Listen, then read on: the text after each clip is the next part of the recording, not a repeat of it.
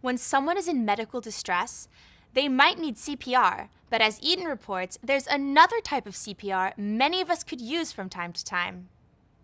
That's right. You can call it emotional CPR. It's a system of techniques we can use when we're feeling upset or tense. To tell us more about this is author and educator Diana Thompson. Hi. Hi. Just to be clear, Diana, there are a number of programs called emotional CPR. What makes yours different? Other programs are designed to help you to change the emotion, to go from being frustrated to being relaxed. But I take a different approach.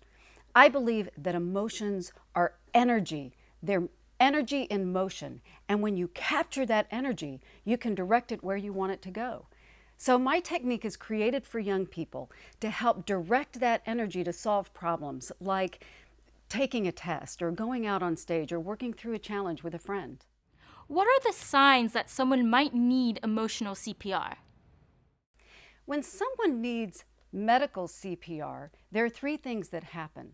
Their breathing changes, their heart rate changes, and they lose consciousness or they pass out. It looks like they're asleep. And it's the same three clues that you need emotional CPR. There's a change in your heartbeat and a change in your breathing. If you're angry, your breath might come very fast. If you're afraid, you might hold your breath. So it's your heartbeat, it's your breathing, and finally your thinking. You'll realize that you feel confused, that you're not as clear and as focused as you'd like to be. Okay, so if we have one or more of those responses, how does your emotional CPR work? There are three steps.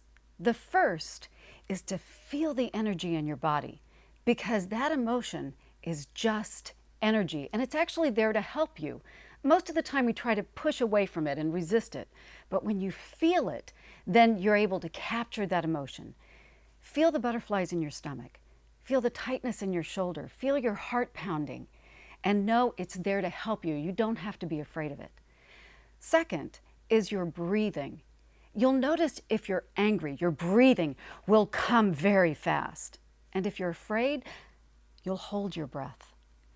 And that's a problem because when your breathing changes, it affects the chemicals in your body and in your brain. So you want to get in charge of your breathing. So to do that, you take a breath in, you hold it for 3 seconds, and then you let it out on a count of 10. 1, 2, 3, 4, 5, 6, 7, 8, 9, 10. If you can do that 2 or 3 times, you'll be in control of your breathing. Finally, is to take charge of your thinking process because you really want to reactivate your thinking and your focus. Look at the things around you and focus on something completely different than the problem. Focus on the color of the wall, what someone is wearing, the temperature in the room.